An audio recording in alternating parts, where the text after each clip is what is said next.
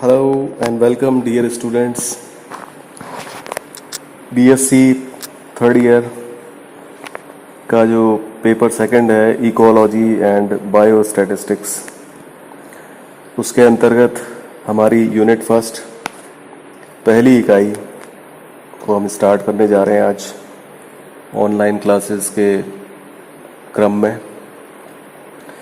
और ये unit first में हमारा आज का टॉपिक है terminology and scope of ecology. इसको हम शुरुआत करते हैं आज। तो टर्मिनोलॉजी में बहुत सारी टर्म्स जो हैं, शब्दावली जो हम इकोलॉजी को स्टडी करते समय अध्ययन करेंगे, उनके बारे में हम चर्चा करेंगे।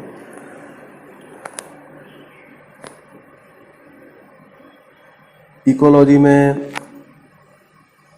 एक प्रकार की ये जो अंतरक्रियात्मक विज्ञान है, इंटर डिसिप्लिनरी साइंस है, जो कि बहुत सारे साइंसेस का मिक्सचर है। इसमें अपने एप्लाइड साइंसेस भी शामिल होते हैं और आपके जो नेचुरल साइंसेस हैं, बेसिक साइंसेस हैं, कोर ब्रांचेस जो हैं साइंस की, जैसे केमिस्ट्री है, फिजिक्स है, सबका एक प्रकार का एक मोज़ेक बना करके ये हमारा इकोलॉजी में हम स्टडी करते हैं। तो टर्मिनोलॉजी भी इसकी बहुत ही व्यापक है, बहुत बृहद है। तो स्पीशीज़ की बात करते हैं, जाति हिंदी में कहते हैं इसे जाति।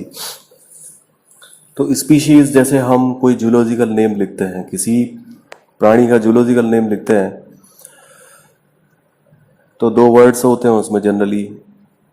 The first one is for genus and the second one is for the species. पहला जो शब्द होता है वो वंश के लिए हम उपयोग में लेते हैं, और दूसरा जो शब्द होता है वो हम उसकी किसी भी प्राणी की, एनिमल की स्पीशीज़ को डिनोट करता है। अब स्पीशीज़ एक ऐसा ग्रुप है प्राणियों का। स्पीशीज़ की हम बात करें तो स्पीशीज़ क्या है? स्पीशीज़ एक ऐसा ग्रुप है प्राणियों का जो कि फिनोटाइपिकली, लक्षण प्ररूप की दृष्टि से एक जैसे दिखाई देते हैं। साथ ही साथ उनका जो जीनोटाइप होता है, उनका जो जीन प्ररूप होता है, वो भी एक ही ग्रुप का होता है, मिलता जुलता होता है।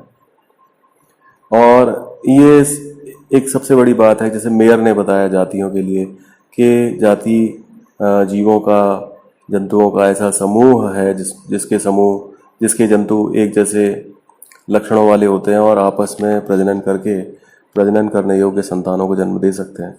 तो वो स्पीशीज़ है, वो जाति है। जैसे घोड़ा एक जाति है, गधा भी एक जाति है, खच्चर एक जाति नहीं है, बिकॉज खच्चर रिप्रोडक्शन नहीं कर सकता, it is not fertile, that's why it is not species. तो यहाँ पर एक जो बेसिक चीज़ निकल के आई कि स्पीशीज़ के जो मेंबर हैं वो आपस में प्रजनन करने योग्य संतानों को जन्म दे सकते हैं। तो ऐसा अगर जो ग्रुप है वो स्पीशीज़ है। अच्छा, स्पीशीज़ जो है वो एक बेसिक यूनिट है। बायोलॉजिकल क्लासिफिकेशन जब हम करते हैं या हम टैक्सोनॉमी की दृष्टिकोण से बात करते हैं, तो स्पीशीज़ जो है एक बेसिक यूनिट है, मौलिक इकाई है क्लासिफिकेशन की, सबसे छोटी इकाई जिसे हम कह सकते हैं। अच्छा, मेरिल ने बताया कि species is a natural biological unit Tide together by the sharing of a common gene pool. यानी कि किसी जाति के सभी सदस्यों का एक कॉमन जीन पूल होता है, वो सारे मेंबर्स जाति के उस जीन पूल के जीन्स को शेयर करते हैं। स्पीशीज एक ऐसा uniform interbreeding population spread over time and space, एक ऐसी इंटरब्रीडिंग पॉपुलेशन के सदस्य जो किसी दिए गए कालखंड में, किसी दिए गए भौगोलिक क्षेत्र में निवास करते हैं और एक जैसे होते हैं दिखने में भी और इंटरब्रीडिंग होते हैं, तो वो जो ग्रुप है वो स्पीशीज है। तो स्पीशीज को हमने जाना। दूसरा जो टर्म है FAUNA, फौना, फौना मीन्स जंतुजात। कोई भी जियोग्राफिकल एरिया है, बड़ा छोटा, कोई भी दिया गया समय या कालखंड है, उस दौरान उस जियोग्राफिकल एरिया में माइक्रोस्कोपिक से लेकर के, जैसे चींटी जैसे जंतु से लेकर के और हाथी जैसे विशाल प्राणी तक का कोई भी प्राणी जो वहाँ रह रहा है, वो निवास कर रहा है, तो वो उस फौना का सदस्य है। यानी फौना एक ऐसा ग्रुप है, जंतुजात एक ऐसा समूह है जहाँ पर जिसमें कि सारे प्राणी किसी भौगोलिक क्षेत्र में जो निवास कर रहे होते हैं, और वो उनका ग्रुप वो फौना कहलाता है। वहाँ पर पूरे सारे सभी कैटेगरी के एनिमल्स आ जाते हैं। अच्छा, एक चीज़ और है कि फौना के जो मेंबर्स होते हैं वो लिस्टेड होते हैं कहीं ना कहीं, किसी न किसी बुक में या कहीं किसी रिकॉर्ड में वो लिस्टेड होते हैं। तो उन प्राणियों के ग्रुप को हम क्या कहते हैं? फौना कहते हैं। Next one is population, POPULATION, population Hindi में कहते हैं जनसंख्या। A population is a group of individual organisms of the same species in a given area। यानी कि किसी दिए गए क्षेत्र में इंडिविजुअल्स का, ये ऑर्गेनिजम्स का एक ग्रुप होता है जो एक ही जाति के सदस्य होते हैं, वो पॉपुलेशन कहलाती है।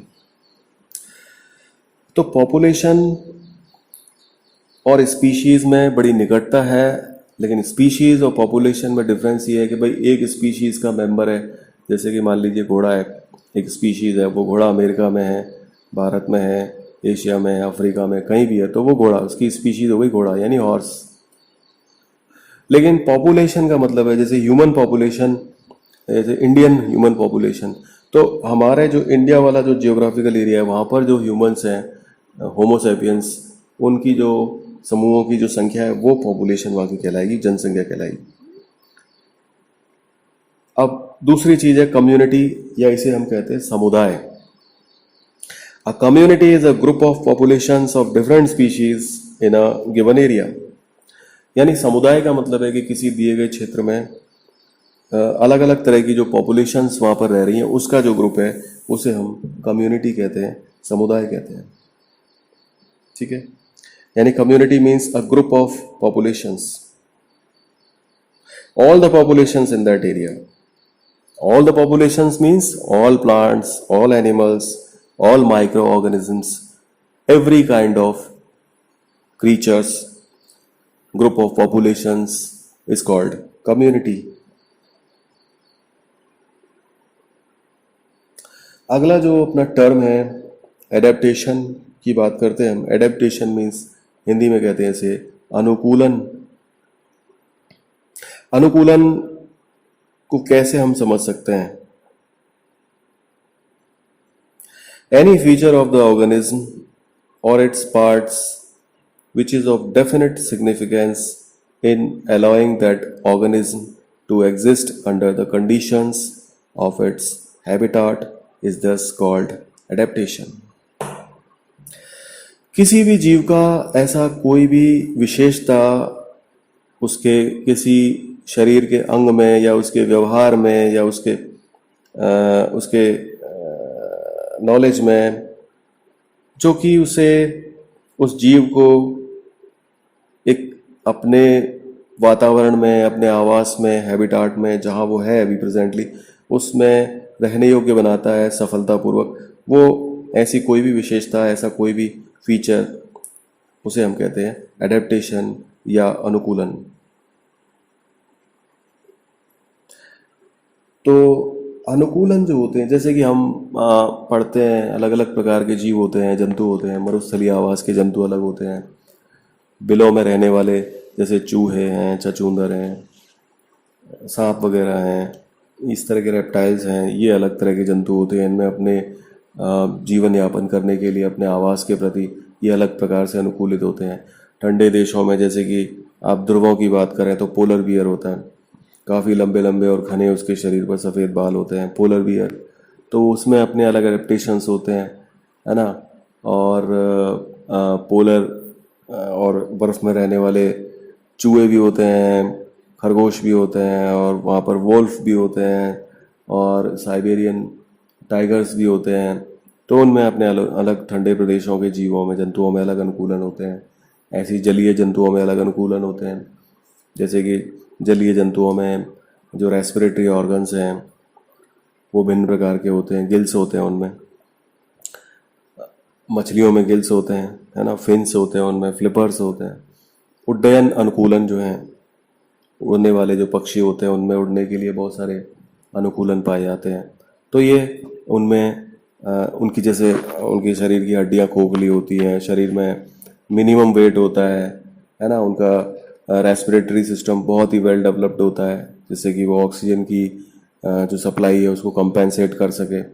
बीक पाई जाती है। तो बहुत सारे ऐसे लक्षण होते हैं जो उनको अपने आवास में रहने योग्य बनाते हैं। तो ये सारे लक्षण, ये फीचर्स जो होते हैं अलग अलग, वो कहलाते हैं अनुकूलन। अगला टर्म है इकोटाइप, ECOTYPE। इकोटाइप देखिए क्या है। An ecotype is a population of individuals of a species which are genetically different। यानी इकोटाइप क्या है, एक इंडिविजुअल्स की पॉपुलेशन है, किसी स्पीशीज की पॉपुलेशन के इंडिविजुअल्स हैं, लेकिन वो जेनेटिकली डिफरेंट है, यानी कि आनुवंशिक रूप से वो भिन्न हैं। तो इस तरह के पॉपुलेशन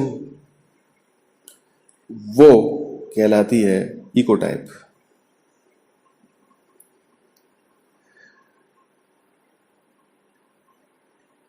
इसका मतलब ये अलग अलग प्रकार के इकोटाइप्स जो होते हैं वो इंटरफर्टाइल होते हैं, यानी आपस में प्रजनन कर सकते हैं,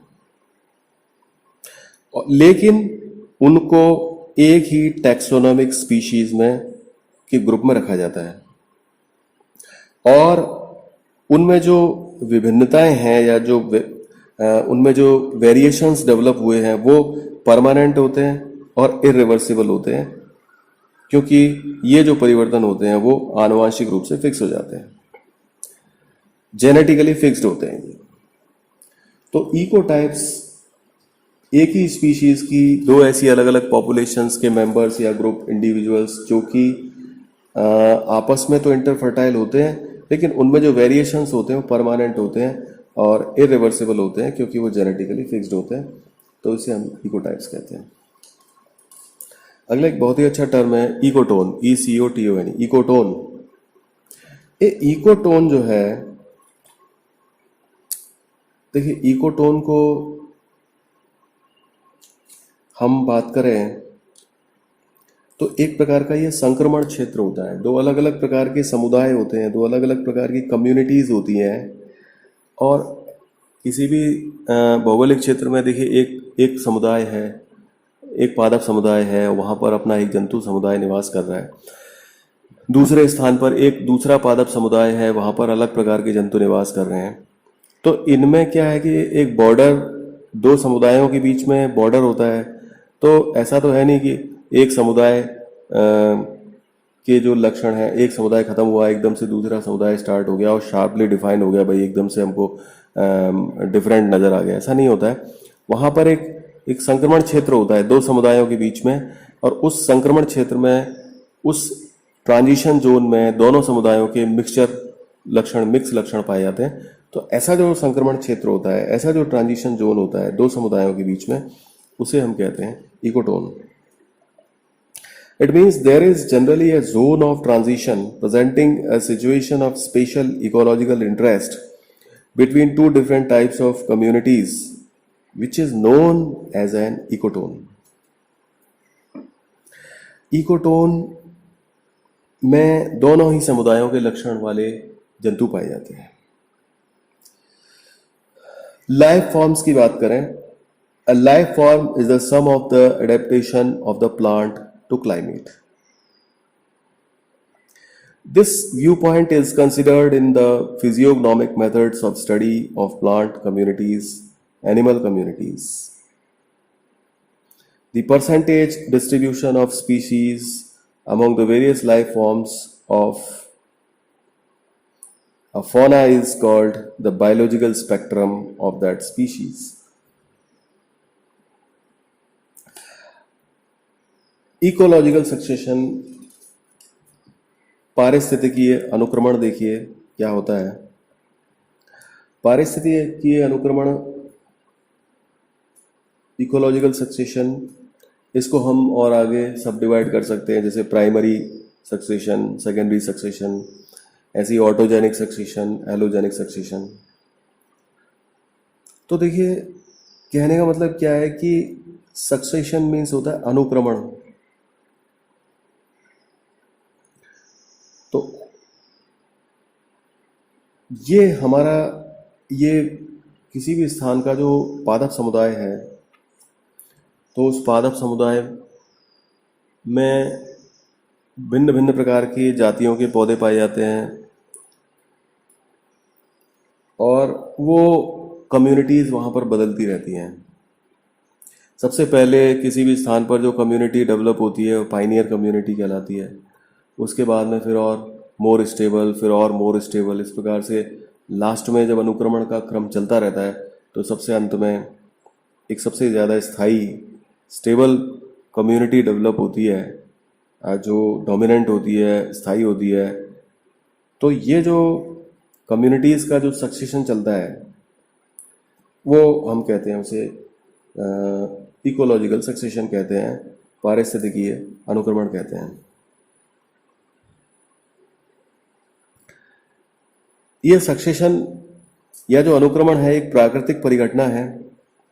इसमें क्या होता है कि अलग अलग समूह या समुदाय एक दिए गए क्षेत्र में समय के साथ उसको कॉलोनाइज करते हैं, और ये जो वो किसी भी दिए गए क्षेत्र में जब उसको कॉलोनाइज करते हैं, वहाँ पर आते हैं, सीड जर्मिनेशन होता है, फिर प्रोपेगेशन होता है, फिर उसका डेवलपमेंट होता है, और फिर एक के बाद एक दूसरा समुदाय डेवलप होता है। तो ये सारा डेवलपमेंट एक डेफिनेट सीक्वेंस में, एक निश्चित क्रम में होता है। तो